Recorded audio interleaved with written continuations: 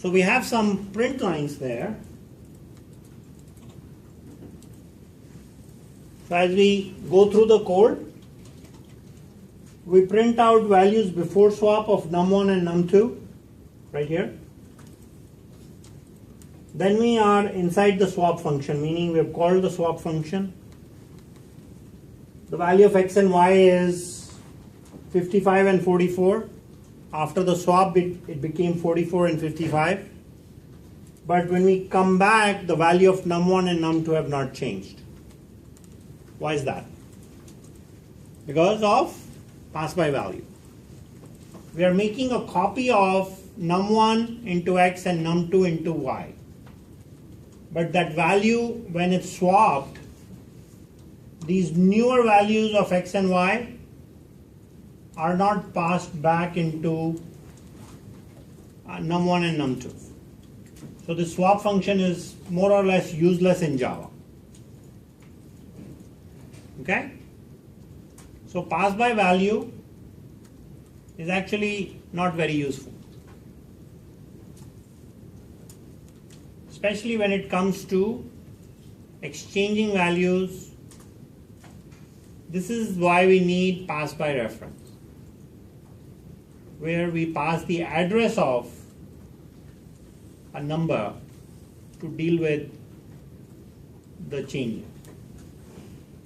So we won't be talking about that today, but just knowing what pass by value is important.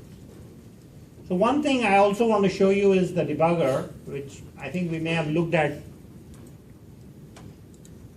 a high level. So I'm going to put in a breakpoint here, and I do that by simply clicking on this bar.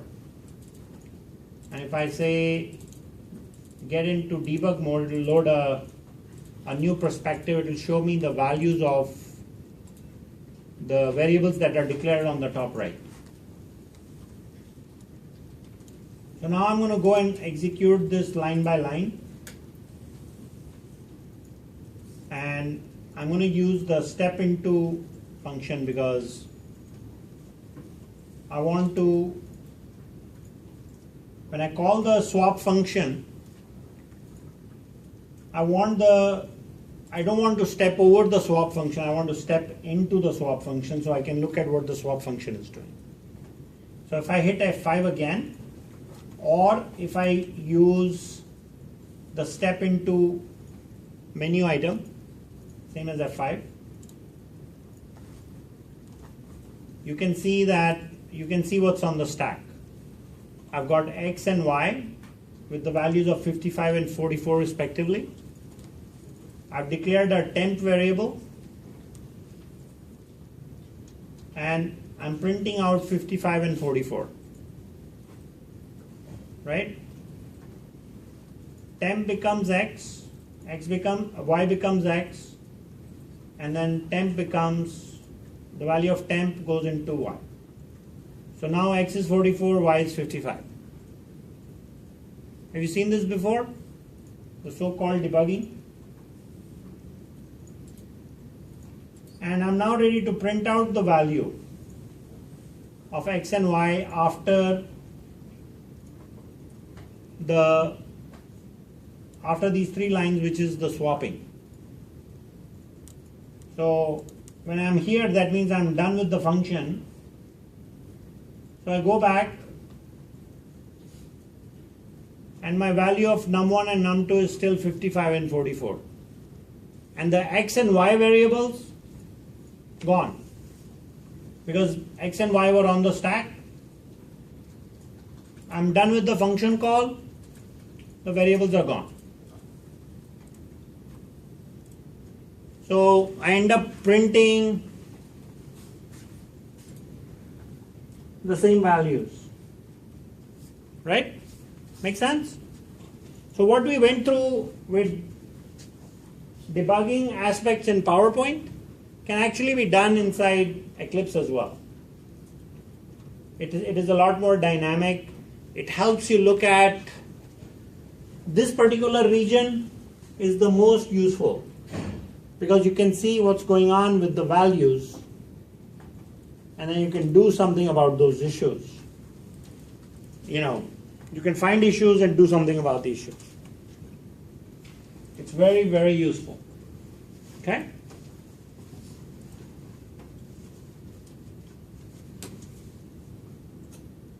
So when you are done with debugging, you can simply say terminate, and you may have to reset the perspective from debug to Java. Perspective means the windows in Eclipse, the way they are laid out.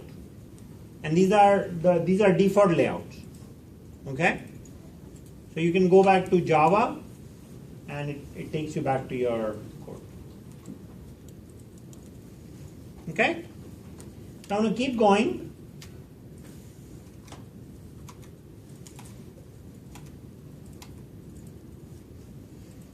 So that was essentially what was shown in Eclipse.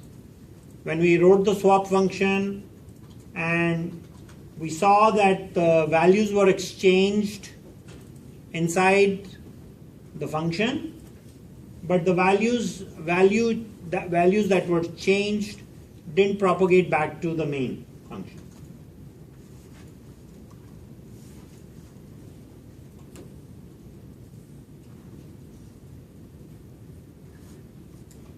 How do you convert hexadecimal to base 10?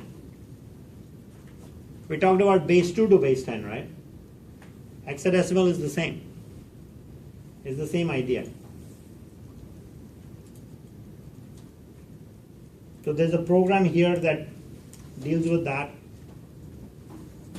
We can also, there's a concept of overloading methods. Methods with same name but different signatures. So let's say I wanted to write a max method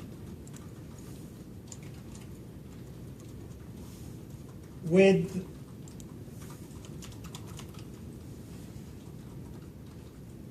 let's say we want to find the maximum value from x, y, and z. Three variables.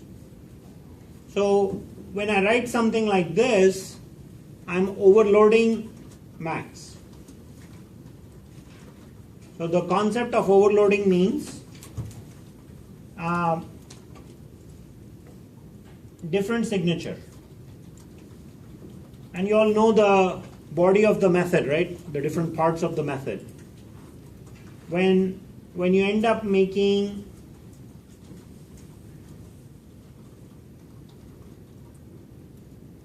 different signatures, you end up overloading methods. And Java will figure out based on the arguments that you pass which method to call. If you pass in 3 integers, it'll call the second one. If you pass in 2 integers, it'll call the first one. It knows how to deal with that. But if, let's say, you have an integer and a float in a max method, well, then that will fail because that method doesn't exist.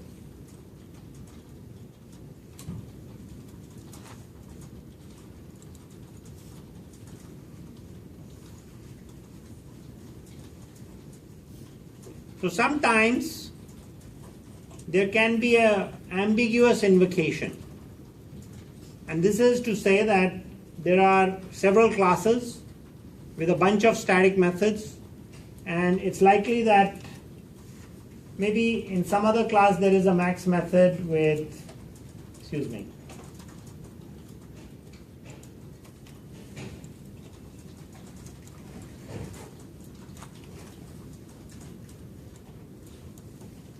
let's say we take that max method, and in some other class, text test max 2 in the same directory, there's another max method with 2 integers. That's what the concept of ambiguous invocation is. That if we have 2 possibilities, and then Java virtual machine gets confused and says, okay, which one do you want me to call? And that concept is called ambiguous invocation. And this is generally a compiler error, and you need to then either go and change the signature for this to work. Because you cannot have 2 methods with the same signature in the same class. Otherwise, you'll see ambiguous invocation errors. Also, of course, definition-wise makes a good exam question.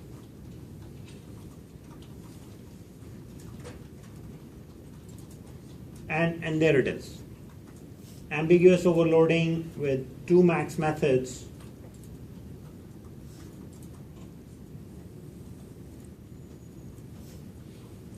So this is kind of interesting, right?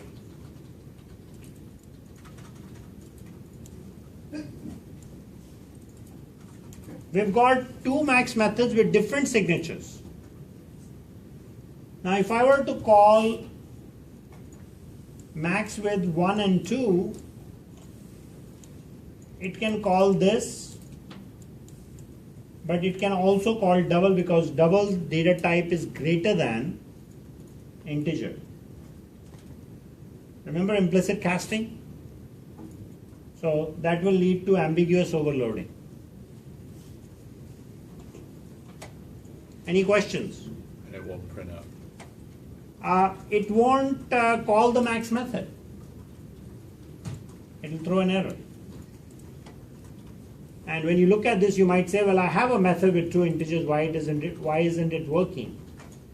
And the reason is that it can, compiler thinks, I mean the runtime thinks that it can also call the second overloaded method with double. So in this case, you have to provide maybe a third parameter or something to work around this issue. Okay?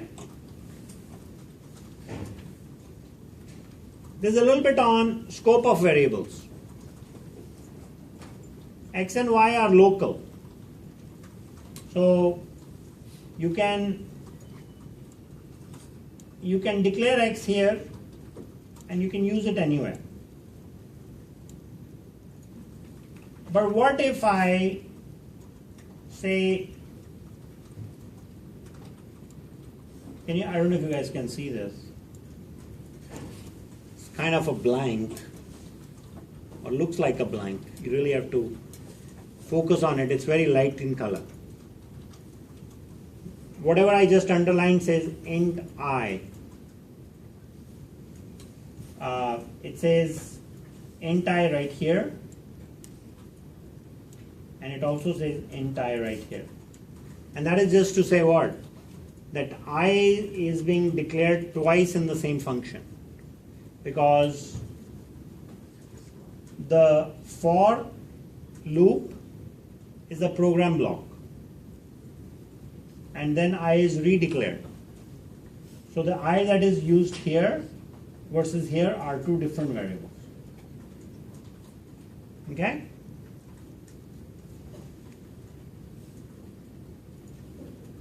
It is better to declare, if we have to do things like the one on the left side, it's better to declare I once.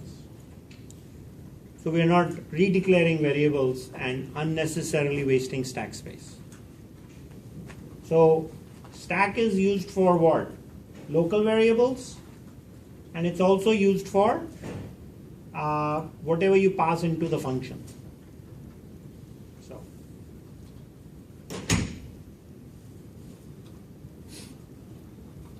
what's the problem here?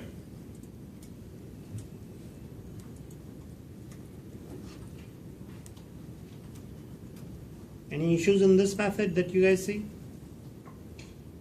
We have X and Y, and we have I.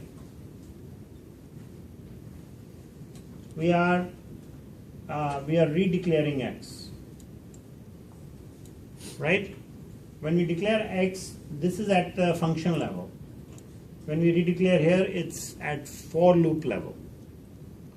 So this is an overlapping scope for X. X can live all the way here. So this line will throw a syntax error. Sorry, I'm not able to draw arrows with a mouse so like very nicely, but you can see. You can at least see what I'm pointing to. So, okay? So in general, method has a header, a body. Body is considered generally to be a black box. You know, whatever you decide to put in there, and it will have optional arguments for input and return value for output.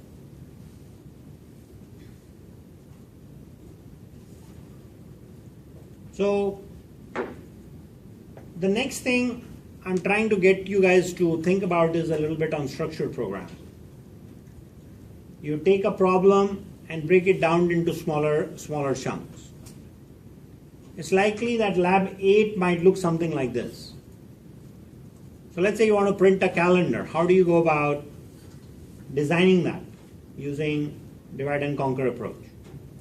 Because writing 1 or 2 functions for lab 7 is great, but writing 10 or 12 functions and sub-functions and getting those to work together is going to be lab 8 and 9. So I want you guys to be ready for it. March will definitely be more interesting than Jan and Feb. So we start with our top-down design. So in the main, we want to call a function called print calendar. The print calendar should take input and print the month. To print the month, there are several things. You print the header, so you print the title of the month, so month name and the year, and then you print the body of the month. So for printing the title, we get the month name from the end user, and then for the month name, we get the month name and the year actually. And then for the body, we get the starting day and number of days in the month. Based on that, we compute the total number of days in a month, whether it's 28, 29, 30, or 31.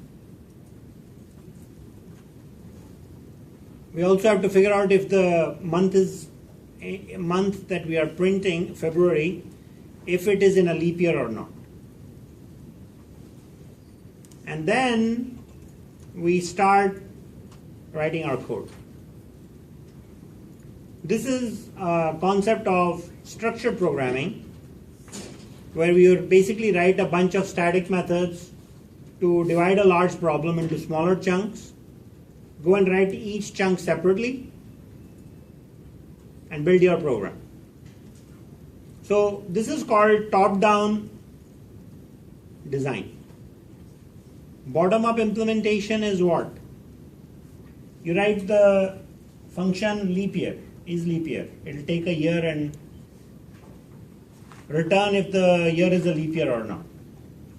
Number of days in a month takes in month and year and returns the number of days in a month. So that value is, this function is called by get total number of days. All these arrows mean something. So you basically start writing these functions one at a time and then call them in a certain order, and then you end up with your print month function. Print month function will have how many sub-functions? At a high level, 2. Get print title will have 1 sub-function. What makes a function a sub-function? When a function is called inside another function. That makes a function a sub-function. So I'm going to be putting a lot of attention to structured programming for assignment 8. But I want you guys to do a chart like this. It's called a structure chart. When you submit assignment 7, make sure you include a structure chart, which is basically a design diagram like this. So it's clear what you're trying to accomplish. So if I were working with a design like this, I would write all my functions separately, test them out before I start putting them together, just to make sure that the leap year function is truly returning, it's not returning wrong years as leap years. Or if it's February of 2001, which is obviously not a leap year, number of days should not be 29, 30, or 31 for February. I mean, that would be a mistake. So that is called unit level testing, testing each method one at a time to make sure that the expected functionality is as it's supposed to be. And then we integrate everything together and then test our main function with a variety of test cases. So that's everything on methods. We'll take a short break and then come back, talk about assignment 7.